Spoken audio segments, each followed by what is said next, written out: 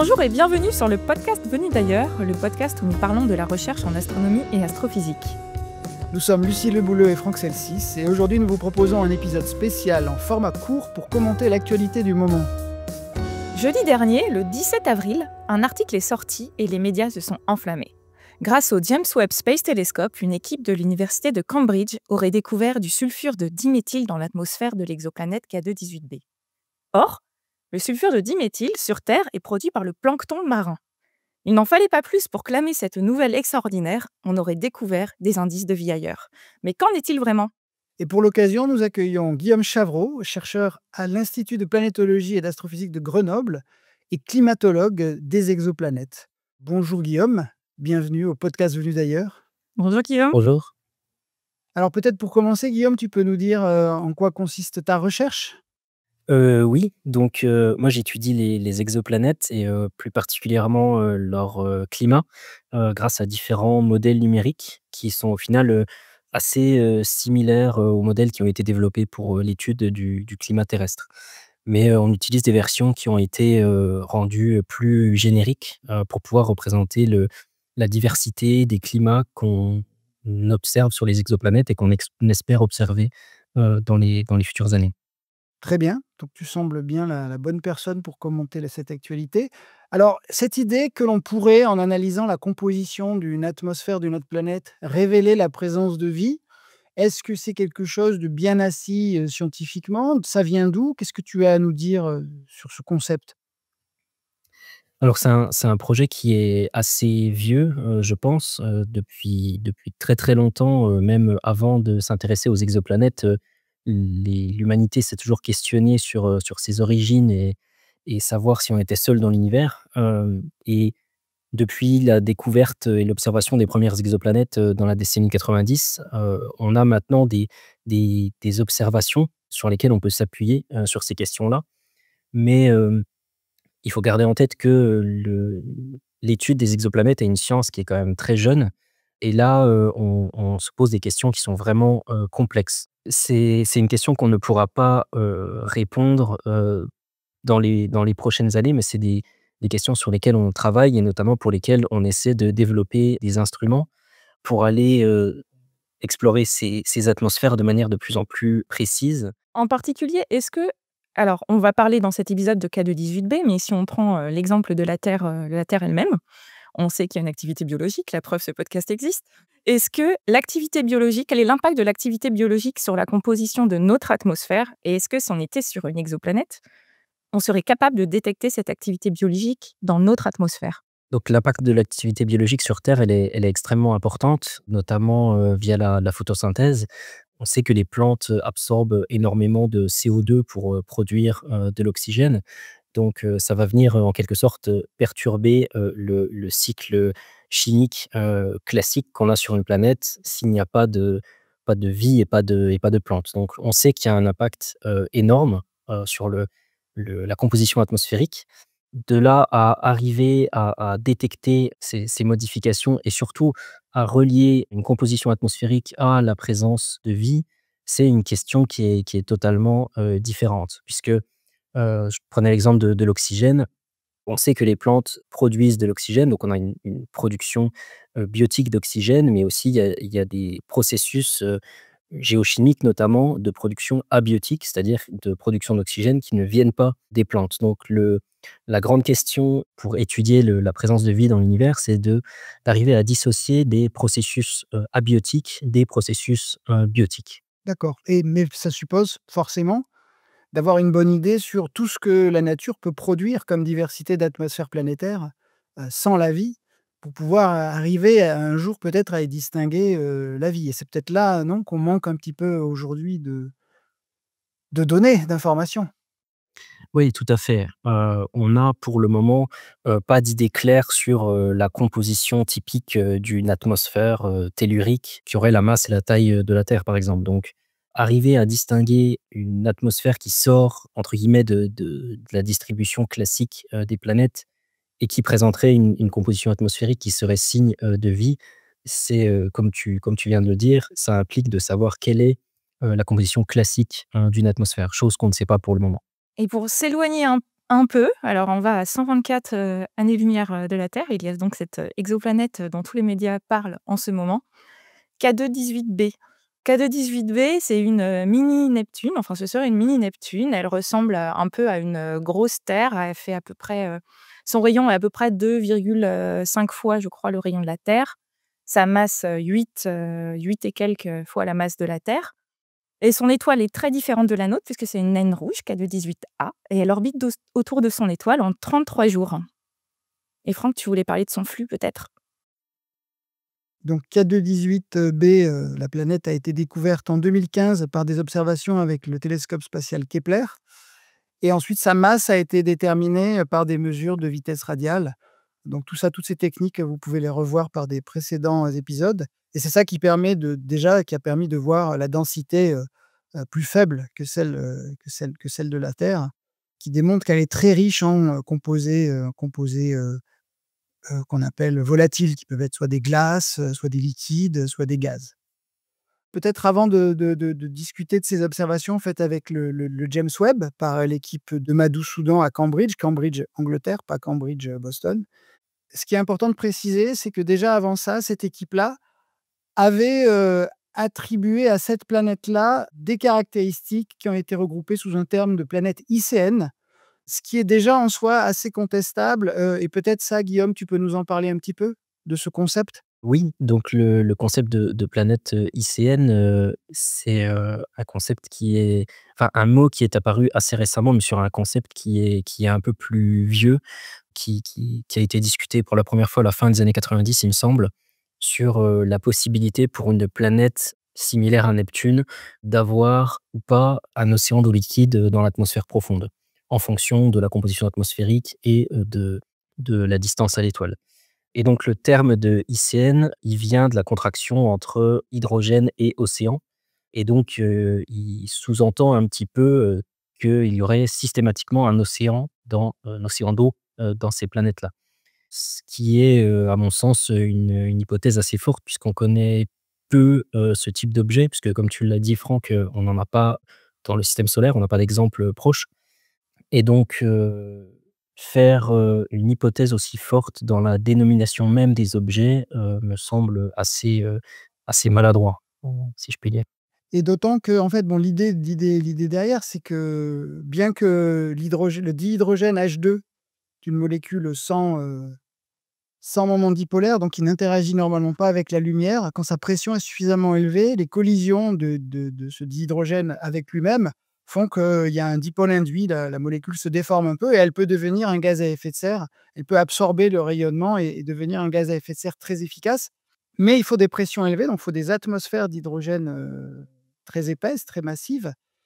Et l'idée, c'est que, ça permet d'avoir éventuellement de l'eau liquide sous d'épaisses enveloppes, d'épaisses atmosphères d'hydrogène, mais plutôt loin de l'étoile, voire même, hors de l'influence de toute étoile, juste en, isolant, le flux de chaleur interne de la planète du froid de l'espace. C'est ce qu'avait montré Dave Stevenson, en tout cas d'un point de vue théorique, en 1999, et qui a été très étudié, ensuite. Et c'est pas quelque chose qui marche bien pour les planètes telluriques parce que l'hydrogène a tendance à s'échapper, hein, il est trop léger, il n'est pas vraiment lié aux petites planètes. Donc il faut d'assez grosses planètes, et on sait que les planètes assez grosses, généralement, elles ont beaucoup de composés volatiles, elles ont beaucoup de glace, beaucoup d'eau, beaucoup d'hydrogène. Donc il y a cette espèce d'entre-deux qui est pas forcément facile à avoir, il faut bien tomber. Ça, c'est vraiment la 1re chose, et le fait d'avoir nommé les planètes ICN a donné un coup de projecteur, sur cette équipe de Cambridge, l'équipe de Madhusoodan, en faisant un petit peu comme si c'était un concept nouveau. Alors qu'en fait, l'idée qu'il y avait derrière, c'était un petit peu d'aller je sais, c'est peut-être pas très correct de dire ça, mais d'aller un petit peu tordre ces modèles pour essayer de rapprocher les conditions où on est censé trouver ces planètes-là, qui sont des conditions de très faible insolation, pour les rapprocher de l'étoile et essayer de trouver dans les exoplanètes connues des candidats. Et puisqu'on est très biaisé par nos méthodes de détection, on voit plutôt des planètes proches de leur étoile.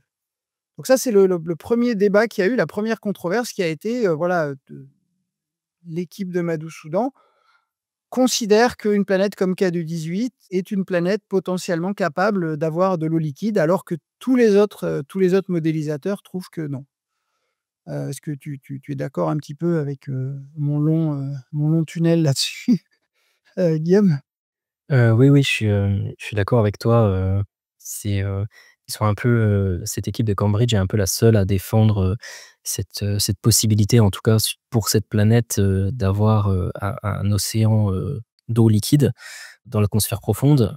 La plupart des autres équipes, des modélisateurs, tendraient plutôt à dire qu'on a un océan, mais de magma. Donc, effectivement, les conditions sont plus tout à fait les mêmes et le sujet d'étude scientifique est plus tout à fait le même, non plus.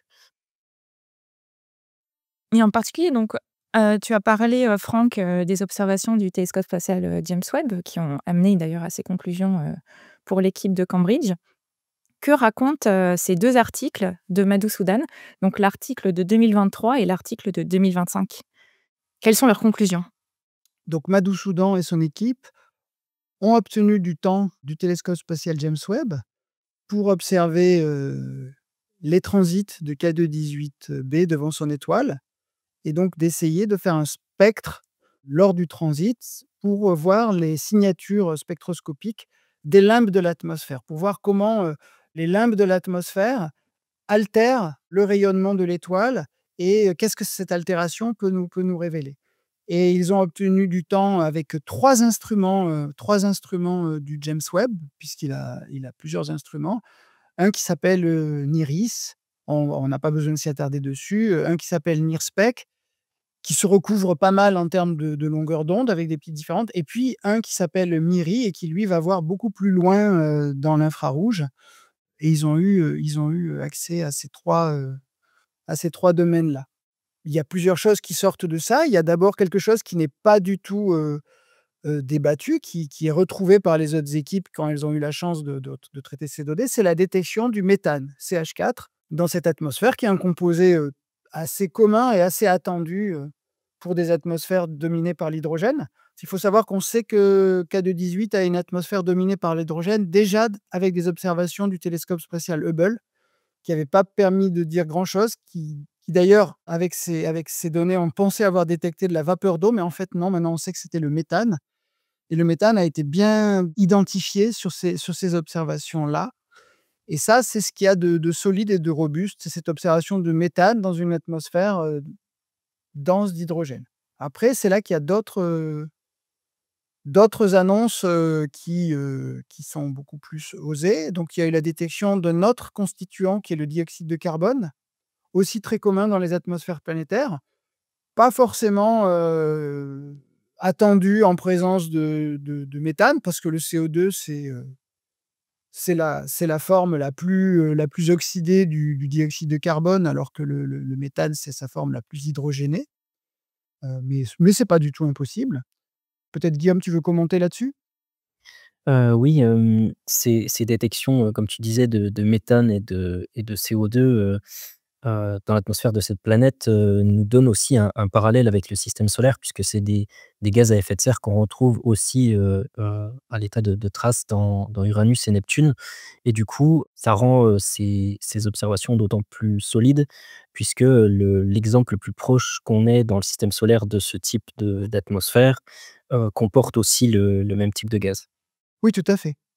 On n'est pas en terrain inconnu, on s'attendait à trouver ça, bon après si on veut détailler, on est toujours inquiet quand il y a du méthane, qu'il puisse y avoir aussi, plein de composés, d'aérosols comme sur Titan qui viennent de la photolyse, de la dissociation du méthane par les ultraviolets et qui créent plein de molécules assez complexes et qui peuvent donner des brumes et qui nous empêchent de voir autre chose. Là, c'est pas forcément évident là-dessus et donc une des premières constatations et là je dirais qui est intéressante, qui est vraiment intéressante dans cette première étude de 2023, c'est l'idée de dire: «On ne voit pas d'ammoniac», c'est-à-dire, une forme de l'azote qui est NH3 et avec la conclusion qui maintenant n'est pas retenue par la communauté, mais qui est de dire: «Si cette atmosphère d'hydrogène était très, très profonde, effectivement, on serait comme le disait Guillaume, dans des conditions très chaudes, éventuellement d'océans de magma dans les profondeurs» et là, il y a une chimie très particulière à haute température qui se passe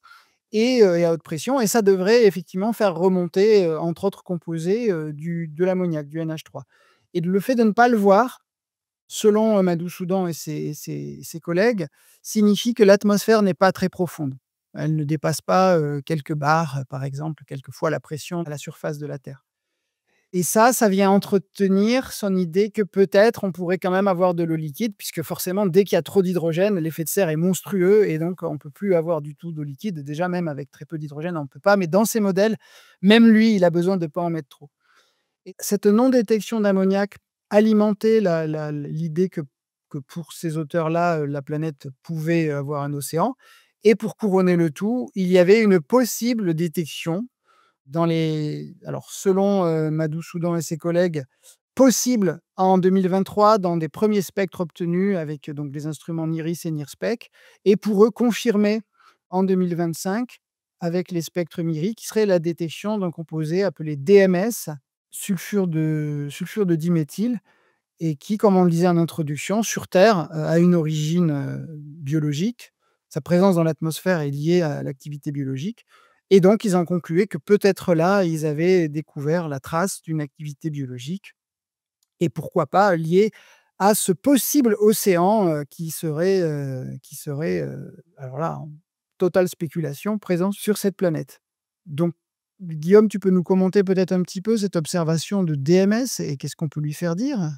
Donc, comme tu l'as dit, l'équipe de Madhusudhan, avait, clamé cette, détection en 2023. Ils reviennent avec les nouvelles observations en 2025 pour dire, que cette détection est forte.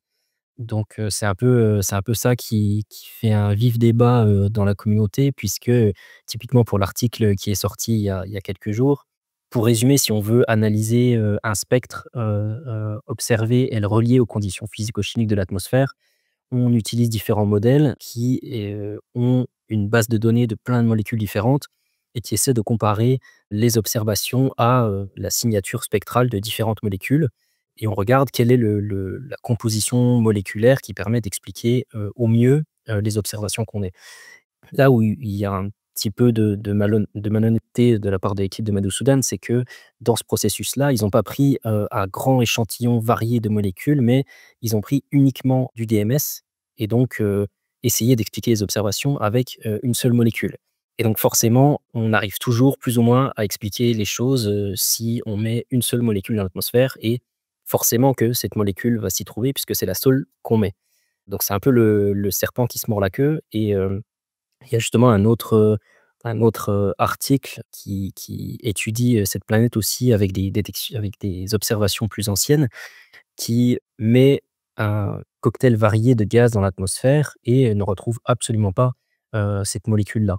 Donc, si je dois reformuler, on a besoin, de laisser assez de liberté au modèle pour expliquer, fidèlement les observations. Donc effectivement, il y a, je pense, un consensus assez large, dans la communauté pour dire que, cette, prétendue détection, significative de DMS, ne l'est absolument pas du tout, parce qu'on a des soucis, qu'on peut même lier à la méthode scientifique derrière, heu, pour, faite par cette équipe de Madhusudhan.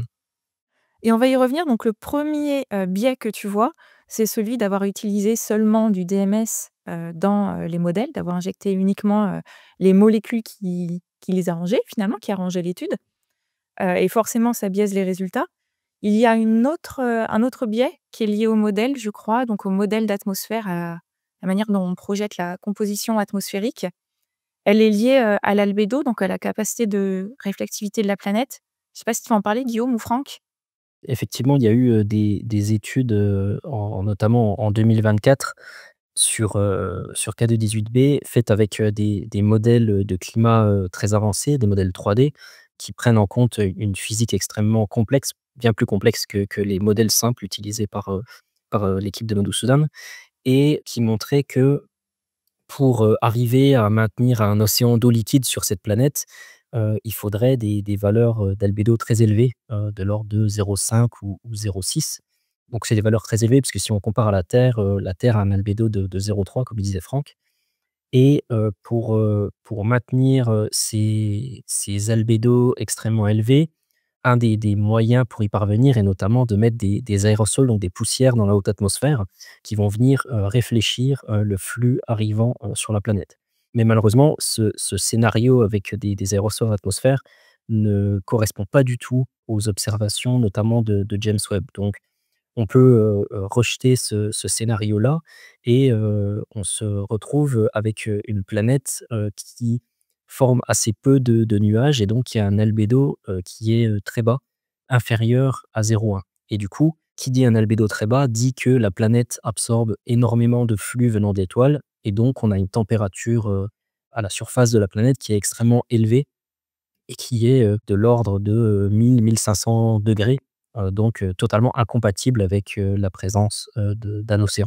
Et d'ailleurs, là-dessus, c'est quand même une façon de démontrer assez facilement que derrière ces papiers-là, il y a quand même une volonté assez intentionnelle, enfin assez pensée de faire du bruit. Parce qu'en fait, avant d'avoir les observations au James Webb, pour vendre l'intérêt de K2-18 et obtenir du temps d'observation, il y avait cette idée que, OK, ça reçoit beaucoup de rayonnement de son étoile, mais s'il y a beaucoup d'aérosols qui diffusent beaucoup, ça pourrait participer à refroidir suffisamment la planète et à maintenir un océan liquide. Or, quand il y a le papier, de 2023 qui sort, avec la détection du méthane, mais aussi cette pseudo-détection de DMS comme signature, Madhusudhan et son équipe se contentent de citer leur papier précédent en disant: «Oui, elle est potentiellement habitable». Mais ils ont sous la main les données qui démontrent qu'il y a pas cette couverture nuageuse. Sinon, ils ne verraient rien, ils ne pourraient pas détecter le méthane.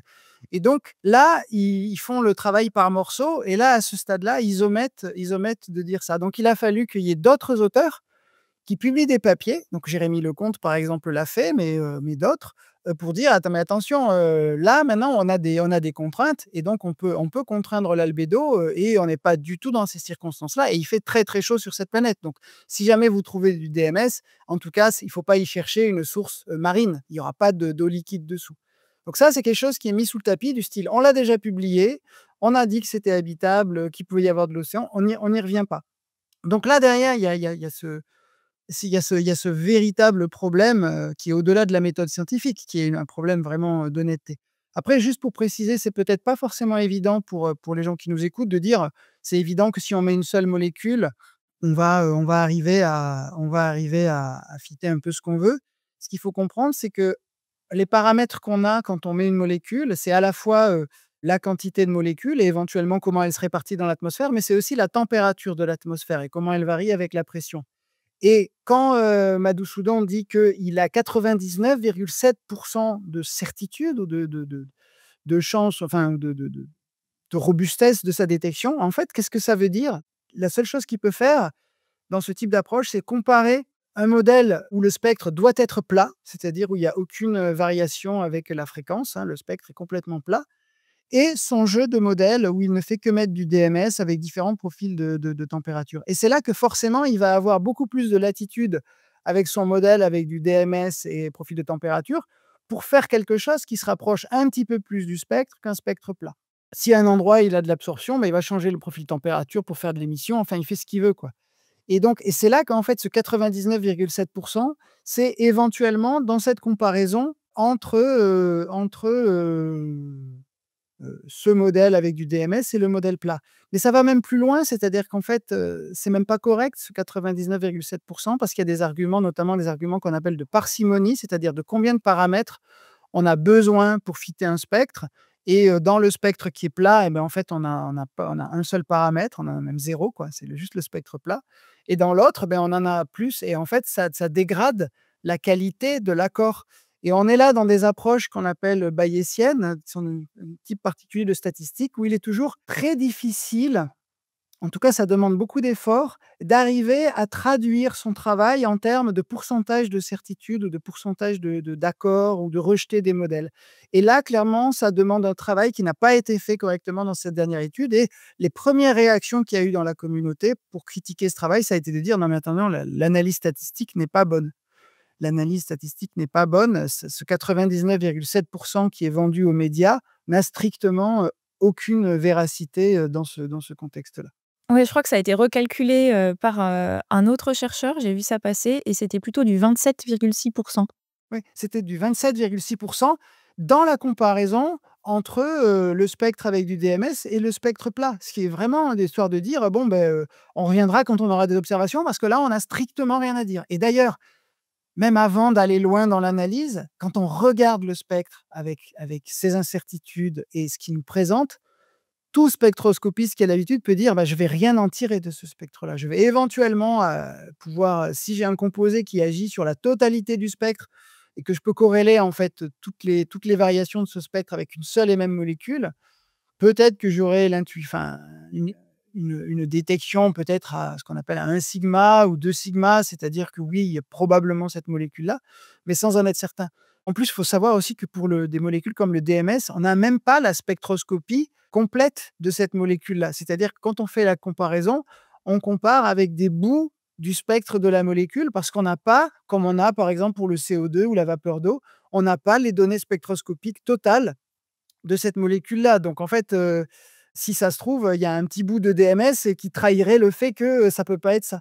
Tu veux commenter là-dessus, toi qui as fait pas mal de spectro, Guillaume? Ouais, je suis totalement d'accord avec toi, c'est une molécule, complexe qui est pas très bien connue et même au-delà de ça, c'est basé sur la chimie du soufre qui est extrêmement complexe et mal connue, aussi. Sur Terre, on connaît pas pour le moment de processus, autres que des processus biologiques permettant d'émettre cette molécule-là, mais rien ne nous dit que sur, d'autres, planètes, dans d'autres environnements, avec d'autres conditions de pression et de température, de composition, on n'aurait pas une production, abiotique de DMS. Et d'ailleurs, ça avait été, détecté sur une comète, dans le milieu interstellaire. Il y a du DMS qui avait été détecté. J'ai plus l'auteur de l'article en tête, mais Oui, sur Mars aussi. Ouais, sur c'est ce Mars que j'allais aussi. dire. Ouais, très récemment, dans un papier de quelqu'un qu'on a reçu, dans le podcast, Caroline Fraissinet, Oui. dans les analyses, d'un instrument qui s'appelle SAM sur Curiosity. Ils ont détecté un certain nombre de molécules organiques dans lesquelles, très probablement, du DMS. Ah oui, pour la milieu interstellaire, c'est un article de Sans Novo et al. 2025. Voilà, donc clairement, que ce soit, sur la comète ou sur Mars, c'est pas du plancton qui fait ça, hein. Là, il faut qu'on soit assez clair là-dessus. Oui, on va nous laisser propager une autre fake news. Voilà, c'est ça et ça fait partie d'un autre problème, c'est que pareil, Madhusudhan et ses collègues, dans un papier de 2021, ils se sont dit, voilà, des molécules que l'on considère comme des biosignatures à rechercher dans ces fameuses planètes ICN et dans cette liste de biosignatures décrétées, il y a le DMS alors que bien sûr, en fait, le concept de biosignature, il n'est pas du tout scientifiquement, établi avec des règles précises. Ce qu'on pourrait dire qui est une biosignature, c'est un ensemble de caractéristiques observées pour une planète qui, à la fois ne peut pas être reproduite par un scénario, classique géophysique où on ne fait intervenir que des processus planétaires, et l'interaction avec le rayonnement de l'étoile, mais pour lequel en plus on aurait un scénario, biologique établi, testé, vérifié avec d'autres observations, et qui, permettrait d'expliquer tout ça. Donc, biosignature, c'est plus le résultat d'une démarche qu'une molécule sortie du chapeau en disant: «Si je détecte ça, bingo». Ouais, il y a énormément de travaux qui sont faits justement pour essayer de savoir quelles molécules pourraient être ou pas des biosignatures, mais c'est quelque chose qui est extrêmement complexe parce que si on se met dans le cas, de la Terre, présente avec, la masse de la Terre, la composition atmosphérique de la Terre et cetera, heu, pour pouvoir dire, cette molécule est une biosignature ou alors cette molécule est issue d'un peut être également issue d'un autre processus géochimique. Il faut prendre en compte, la chimie de l'intégralité de la Terre en allant, de la partie haute de l'atmosphère au fond des océans, en passant par, les émissions volcaniques. Enfin, c'est vraiment quelque chose d'extrêmement complexe, une question extrêmement complexe et sur laquelle beaucoup de gens travaillent pour essayer d'y voir plus clair et on n'est pas encore, sur cette question-là, à aller regarder dans, d'autres environnements, comment cette, compréhension des biosignatures terrestres pourrait s'exporter dans un environnement, totalement différent comme, l'atmosphère de K2-18b. Oui. Après, on peut aussi très rapidement, replacer ça dans un contexte historique. C'est-à-dire que à chaque fois qu'on a commencé à observer des astres, des planètes en particulier, avec des instrumentations qui nous donnaient des observations très grossières, on y a toujours trouvé une image de nous-mêmes. C'est-à-dire, on a toujours vu dans les astres, on a interprété ce qu'on voyait par des choses qu'il y avait sur Terre et ayant lien avec la vie. C'était vrai pour Mars, les canaux, des traces de végétation, des traces de forêt, Les visages. du méthane possiblement d'origine biologique. On a vu ça pour Vénus et on se doutait bien, on pensait, on espérait avoir appris de ces et à chaque fois, c'était suivi par des annonces assez médiatiques, mais qui finalement, on oublie. Il y a jamais vraiment de buzz équivalent pour dire, non, ça n'est pas confirmé. Donc c'est des espèces d'annonces qui s'éteignent sans jamais avoir été vraiment profondément, efficacement contredites et qui restent un petit peu comme ça dans l'esprit de la population qui sait plus trop finalement, où on en est, qu'est-ce qu'on a trouvé ou non sur Mars, sur Vénus et maintenant sur K2-18. Donc ça a toujours existé. Pour ça que, c'est important de s'en tenir à la méthode scientifique et puis peut-être quelque chose qu'on pourrait dire, c'est que pour expliquer aux gens que si des scientifiques pensent sincèrement avoir trouvé une planète qui présente des signes d'habitabilité, c'est-à-dire de la présence d'un océan liquide, et que cette planète présente en plus une composition atmosphérique que l'on pourrait attribuer à la vie. À ce stade-là, on ne publie pas ça dans Astrophysical Journal Letters, qui va vous donner juste un référé, un reviewer, une personne qui va analyser votre papier pour dire si oui ou non il va être publié, avec 3 semaines pour le faire. Non, si vous avez ça, vous soumettez ça à un journal comme multidisciplinaire, comme par exemple Nature, qui va vous donner 3 ou 4 reviewers, avec chacun ou chacune spécialiste d'un des aspects du problème, l'instrumentation utilisée pour faire cette observation, les méthodes d'analyse, les modèles d'atmosphère, un statisticien ou un chimiste. Enfin voilà, tous les aspects du papier vont être regardés, ça va prendre des mois.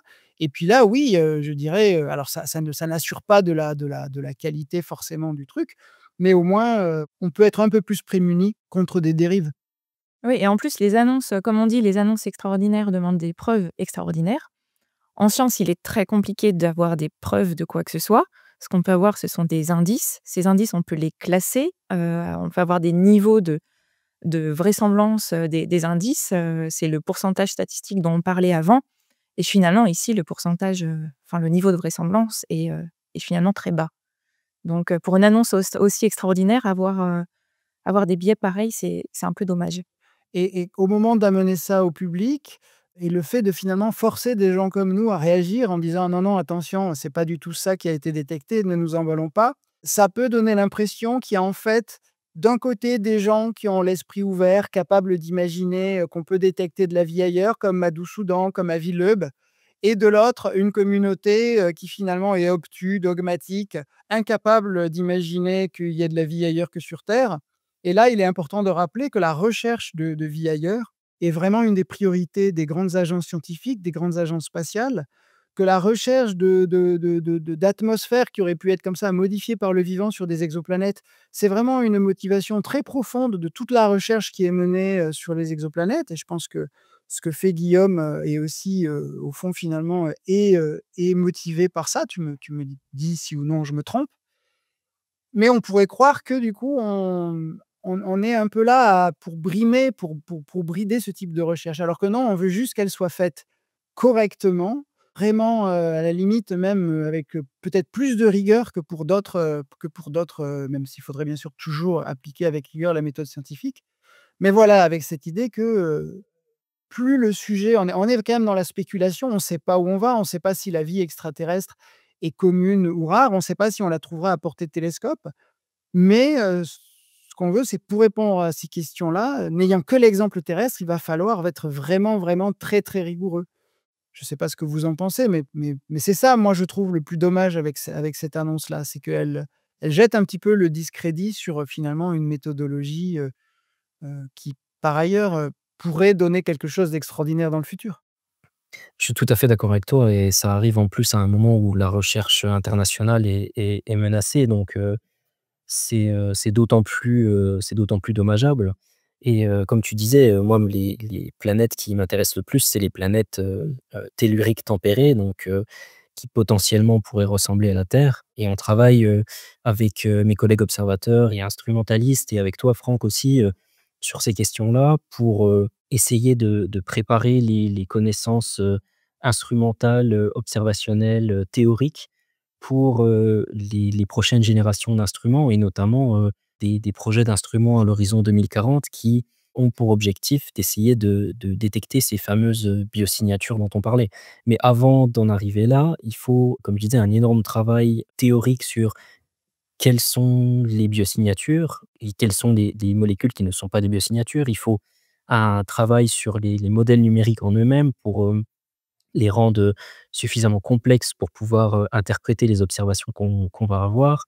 Et il y a aussi un énorme travail sur les instruments en eux-mêmes, parce que la Terre est beaucoup plus petite que ces planètes qui sont semblables à Neptune qu'on observe actuellement. Et donc, pour arriver à détecter leur signal, il faut des instruments bien plus performants. Donc, il y a ces 3 aspects-là, théoriques, des modèles et instrumentaux, qu'on a besoin d'améliorer de concert avant de pouvoir espérer heu, faire des observations qui soient significatives sur ces questions-là. Ce qui est triste aussi, c'est que la recherche en astronomie, et notamment les observations, c'est une grosse compétition. Il est difficile d'avoir du temps d'observation sur le télescope spatial James Webb. Et là, on a une équipe et on a notamment un papier qui utilise les ressources, qu'elles soient numériques, qu'elles soient observationnelles, sur le télescope. Et c'est aussi sans doute la motivation derrière, ce papier, c'est pouvoir, avoir une annonce de grande envergure pour pouvoir redemander du temps d'observation derrière, parce que, la nouvelle sera partout et que du coup, ça deviendra un sujet hyper, trendy, à la mode, dans le domaine. Et ça court-circuite un peu, le temps de recherche, des autres. Alors après, normalement, on est un peu prémuni de ça par le fait que alors d'abord, je pense qu'on dit souvent: «Il y a pas de mauvaise publicité». Je pense que, parce que j'allais parler du fait que les demandes de temps d'observation au James Webb sont évaluées en double aveugle. C'est-à-dire que les évaluateurs ne savent pas qui fait la demande et les demandeurs ne savent pas qui les évalue. Et on pourrait dire, bah, il en bénéficie, ou non, Madou-Soudan. Là, je pense qu'il va en bénéficier parce que vu ce qui se passe, je suis pas sûr que les reviewers, voient d'un bon œil ces futures demandes. Heu et d'ailleurs, je suis assez même étonné qu'il ait eu du nouveau temps d'observation sur James Webb, vu le nombre de demandes qu'il y avait pour observer ce type de planète et pour observer, K2-18. Oui, bien alors effectivement, là, on discutait en chat en même temps qu'on parle. Effectivement, hein, on peut généralement deviner qui fait la demande en fonction du contexte, des outils utilisés. On n'est pas censé pouvoir le faire, mais bien souvent, c'est très difficile que ça ne se voit pas. Mais là, je suis plus sûr que maintenant, identifier Madou-Soudan, va, augmenter ses chances d'avoir du temps. En tout cas, pas si c'est moi pas si c'est moi qui suis évaluateur sur sa demande. Je rejoins quand même Lucie sur le point que, notamment en observation, il y a quand même pas mal de compétition. Et donc c'est pas du tout le cas de Matsoudan qui est professeur à Cambridge, donc qui a un poste pérenne. Malheureusement, beaucoup de gens qui n'ont pas encore de poste pérenne sont tentés d'aller vers ces annonces fracassantes, bien que très souvent infondées, pour essayer de se faire un nom, de se faire connaître, et espérer obtenir un poste derrière. Donc je pense que là je vois pas du tout quelle est la motivation de Madou. Effectivement, il y a quand même cette tendance de certains à essayer de «faire le buzz» entre guillemets, en allant sur des questions sensibles, ce qui est dommage. Et notamment, je pense aux juniors dans son équipe, quoi, Mmh. aux Oui, chercheurs et bien aux sûr. chercheuses juniors dans son équipe, qui sont co-auteurs, et co-autrices de ces papiers. Après, vu qu'on a, je pense, définitivement pourri le format court, hein, qui de cet épisode, je rajouterai juste un mot en disant que il y a un véritable problème lié à la façon dont on communique, sur la science. Par exemple, moi, imaginons que, je parte en roue libre, et voilà, je pense avoir trouvé sur un spectre tout moisi, telle molécule, ou telle technosignature ou biosignature sur une exoplanète, et je veux et j'arrive à le faire publier sur un malentendu, on ne sait jamais. Et je veux faire un communiqué de presse. Mais vu que je travaille pour le CNRS, en théorie, je dois en faire, je dois remplir un espèce de petite fiche, hein, qui va d'abord être regardée à mon niveau local, et puis éventuellement qui va remonter à l'INSU, donc à l'Institut national des sciences de l'univers, ou voire au siège du CNRS, et qui vont éventuellement le faire relire à des collègues, et puis essayer de voir si oui, donc si un problème tel que celui-là aurait dû être vu en amont. Donc on peut se demander, il y a eu plusieurs failles, hein, bien sûr, il y a eu la faille du journal, de l'éditeur, du reviewer, et puis il y a la faille de Cambridge qui se fait le relais, qui met tous ses moyens de communication au service de cette annonce, et qui bien sûr après déclenche le buzz. Et moi qui ai été contacté par, je dirais 7 ou 8 journalistes pour commenter cet article, à chaque fois que je leur demandais pourquoi, ils voulaient en parler, bien sûr, bah, il y a l'aspect sensationnel, mais c'était l'argument qui revenait toujours, c'est: «Oui, mais les autres en ont parlé, nous on peut pas ne pas en parler». Et ça, c'est vraiment, voilà, quelque chose qui devrait nous donner, C'est ce qu'on encore fait, hein. plus de raisons pour être prudent dans nos annonces. Et l'autre chose qui est exceptionnelle, c'est que c'est pas la première fois que Madhusudhan fait ça. Il l'a fait plusieurs fois. Dès 2012 où il annonçait avoir trouvé une exoplanète en diamant à partir de sa masse et son rayon qui était très, très mal connus, ni la masse ni le rayon. Donc c'est quelque chose d'assez ancien. Ensuite, il y a eu les planètes Icène, puis ensuite il y a eu le DMS, on a montré que ça marchait pas. Il refait ça, le buzz redémarre, donc il peut crier au loup autant de fois qu'il veut, ça a l'air de marcher à chaque fois. Donc là, je pense que c'est un cas qui est au moins intéressant parce qu'il vient questionner beaucoup, beaucoup d'étapes de l'évaluation par les pairs, du travail scientifique, de la communication, et puis du contrôle en fait des buzz par les médias qui finalement s'en nourrissent plutôt que le contrôle. Mais pour finir sur des choses peut-être un petit peu plus intéressantes, on peut quand même dire que K2-18b, c'est quand même une planète super intéressante qui offre des conditions d'observation vraiment, vraiment bien. Et que oui, on est en train d'acquérir petit à petit, mine de rien, la capacité de sonder les atmosphères d'exoplanètes, et qui sait ce que ça nous apprendra dans le futur avec les instruments à venir. Non, qu'est-ce que vous en pensez? Ouais, moi, je suis tout à fait d'accord, ouais. Je pense qu'avec, l'arrivée de l'ELT, le Extremely Large Telescope qui est, en train de se construire au Chili, ça va vraiment être une petite révolution dans la compréhension de ces objets-là. Donc pour le moment, on détectait, on caractérisait surtout des planètes, énormes, de la taille de Jupiter, et là, on va arriver sur des objets un petit peu plus petits, un petit peu plus froids, et c'est, dans cette route, pour caractériser des objets de plus en plus, tempérés et petits. Enfin, moi, personnellement, je sais pas si tu es d'accord, Franck, mais je pense que l'ELT va être vraiment, quelque chose, un instrument assez extraordinaire pour, les objets, de type, K2-18b, donc de type, Neptune. Oui, oui, absolument. Et d'ailleurs, vous pouvez vous refaire une partie de la saison, voire tout, hein, du podcast Venu d'ailleurs, et vous verrez qu'il y a pas mal d'instruments à venir. Et pareil, Lucie, toi, tu t'impliques aussi sur des télescopes spatiaux dont le but est d'arriver comme ça à nous décrypter la composition de l'atmosphère de petites planètes tempérées. Oui, et on en a beaucoup parlé de l'ELT dans l'épisode numéro 7, si jamais il faut faire un rappel exact. Oui, et puis de futurs projets comme HWO, alors qui bien Habitable sûr World est un projet Observatory. essentiellement américain. Donc pour l'instant, avec l'agent Orange au pouvoir, ça va être un petit peu compliqué de faire des choses intéressantes en sciences. S'ils arrivent à se débarrasser du parasite, on pourrait imaginer que la recherche reprendra à un moment donné. On avait dit pas d'attaque personnelle. Non, mais là, Oh, c'est mais quand il y a un consensus pour ça c'est aussi, pas je une pense. attaque personnelle quand on est au pouvoir de la plus grande puissance mondiale. Je pense que voilà, c'est plutôt moi qui ai des soucis à me faire que lui. Mais voilà, donc pour le format court, on reviendra. Oui, on essaiera de faire plus court. C'est pas forcément le sujet pour du court, mais on apprend en le faisant. C'est un bon exemple aussi, c'est bien d'apprendre en trébuchant, à la fois pour chercher la vie ailleurs et pour mener un podcast sur l'astrophysique. En tout cas, merci beaucoup Guillaume, d'être venu avec nous, nous se frotter à ce buzz et à cette annonce de possibles découvertes de biosignatures, qui s'avèrent être finalement pas grand-chose. Et merci, chers auditeurs et chères auditrices, d'avoir écouté nos réactions à cette actualité, et nous espérons en faire régulièrement, mais peut-être de façon un peu plus brève à l'avenir. Ce podcast est soutenu par la Fondation L'Oréal UNESCO pour les femmes et la science, et par le réseau Origins de l'Université de Bordeaux. À très bientôt, même univers, même galaxie, même planète, sur le podcast Venu d'ailleurs. Merci Guillaume.